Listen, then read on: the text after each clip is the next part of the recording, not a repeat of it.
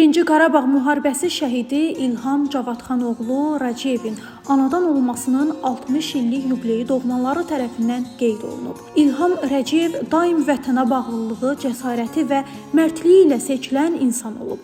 O, uşaqlıq illərindən vətənpərvər ruhda böyüyüb.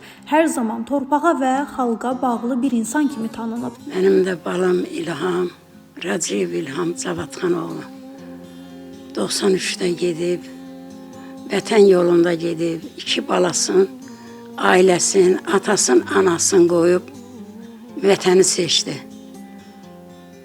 Mən ondan fəxr eləyirəm. Fəxr eləyirəm ki, mənim evladım vətən yolunda gedib. Allah onun qalan balaların ailəsini canını sağ eləsin. Sağ qalsaydın da 60 yaşını qeyd eləyirdi.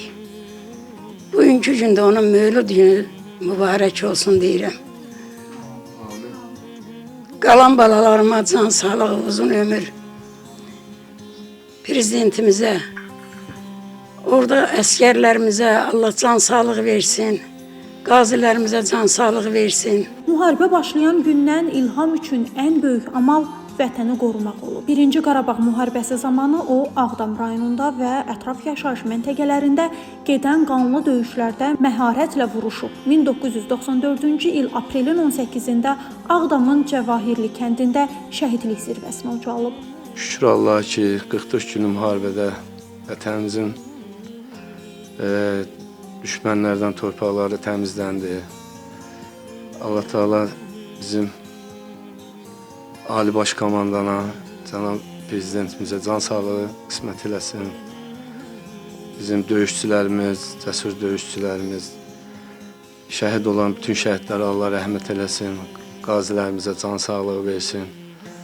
Biz vətənimizdən fəxr edirik, qardaşımızdan fəxr edirik. İlham Rəciyev göstərdiyi igidliklə Azərbaycanın müstəqilliyi və ərazi bütövlüyü uğrunda canından keçən qəhrəman oğullarımızdan biri kimi tarixə adını yazdırıb. Mən ən kiçik, ailənin ən kiçiyəm. İlham bizim böyüyümüz idi, böyük qardaşım idi. Az müddət görməyimə baxmayaraq mən onu, necə deyim, çox sevirdim. Allah onlara rəhmət eləsin, valideynlərinə, atama, anama səbir versin. Allah qazilərimizə şəfa versin. Onlar bizim həyatda olan şəhidlərimizdir. Yəni canlı şəhidlərimizdir onlar.